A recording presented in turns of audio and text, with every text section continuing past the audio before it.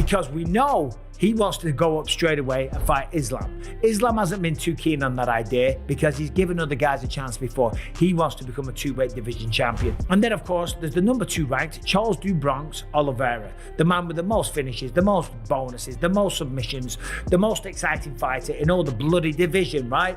Sign me up, take my money, we'd all want to. Charles Oliveira just promised to knock out Ilia Topuria if they fight at lightweight. What's up, fight fans? The lightweight division is heating up as former champ Charles Oliveira warns Ilia Topuria that moving up from featherweight is a big mistake. Oliveira says he'll either submit or knock Topuria out, while Topuria claims he's ready for anyone at 155. A lot of fighters, whenever they get a belt and they wrap that, they have that belt wrapped around their waist, they start thinking up and down in the divisions and you want to challenge things. But I think today we're breaking down this potential matchup and what it means for the division. Hit that subscribe button and drop a comment telling me who you think would win this fight. Ilia Topuria is making waves with his decision to leave featherweight behind. The undefeated champion just vacated his 145-pound belt to chase bigger challenges at lightweight. How do you see the chances for Ilia in terms of becoming a champion in lightweight, maybe fighting Islam Makhachev, and do you see someday you yourself fighting Ilia Topuria for the lightweight title? Cara, o Ilia Topuria é cara que duríssimo, cara que fala e vem fazer. Ilia is a tough fighter. Someone who talks the talk and walks the walk. He's doing things, and I can see why he would want to challenge people. And I think, let's be real, Topuria has been on fire lately. He knocked out Alexander Volkanovski to win the belt and then dominated Max Holloway in his first defense. That's beating 2 of the greatest featherweights ever back-to-back. Topuria isn't being shy about his goals either. He's straight up saying he wants to become champion in 2 divisions and is targeting Islam Makhachev right away. In his own words, moving up to 155, potentially fighting Islam Makhachev. This is something that I want to do, is to move up to the 155, because I know by fact that I can become a 2-weight world champion. Because Islam, he's a great fighter. He's the #1 pound for pound. For me, I'm the best fighter in the world. So I know that I can do with him whatever I want to do, because I know that I'm much better than him. As I always say, I represent the new generation of mixed. This isn't just talk. Topuria brings serious skills to lightweight. His boxing is crisp, his power is legitimate, and his wrestling background gives him a solid base. The big question is how his 5 feet 7 inches frame will handle bigger opponents who won't be giving up strength like his featherweight opponents did. Topuria has the confidence of a man who truly believes he's unstoppable, but Charles Oliveira has a message for him. Lightweight is a whole different game.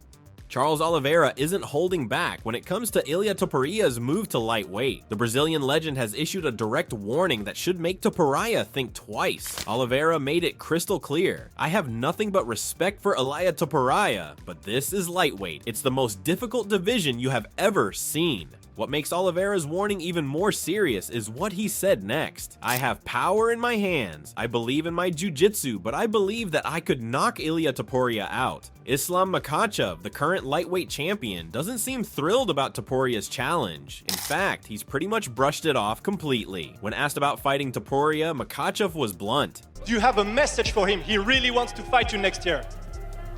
No, man. I'm tired to give chance the small guys, you know. I need my second belt, you know. It's nothing excited. He's a good fighter, he's a good skills fighter, but I don't want to give him chance, you know. I need second belt. They fight for what? For me, it's nothing.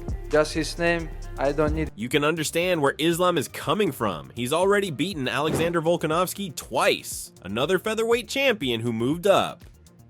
In Makhachev's mind, he's proven he can handle the smaller guys and wants fresh challenges. What Islam seems more interested in is moving up to welterweight to fight Belal Muhammad.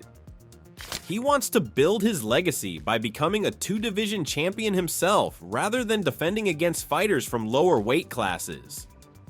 Daniel Cormier, Makhachev's teammate, made an interesting point about this situation. He said, well, Makhachev, he goes and beats Ilia Topuria.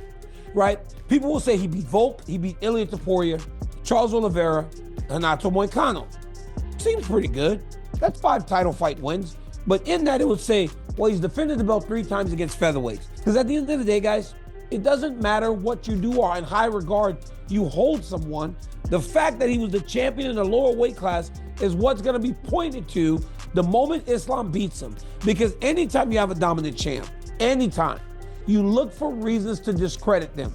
Some big names in MMA are backing Topuria's move to lightweight and his case for an immediate title shot. Michael Bisping sees huge business potential in this matchup. He said, I think Islam Makhachev versus Ilia Topuria, because any of those guys, Arman, Charles, Justin, sure, they'd all be phenomenal fights and they'd all have a realistic chance of potentially beating Ilia Topuria. Granted, Ilia is special. I'm not saying that he's not.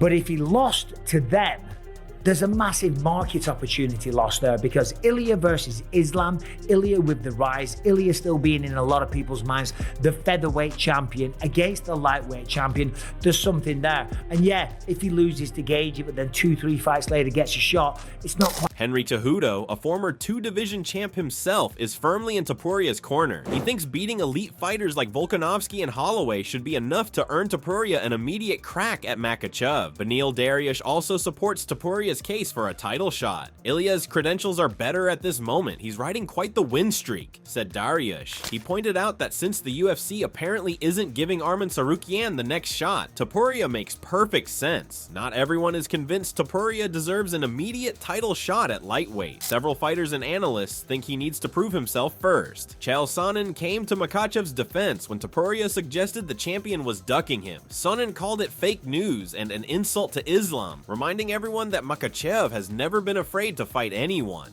Paddy Pimblett didn't hold back with his criticism of Topuria's move.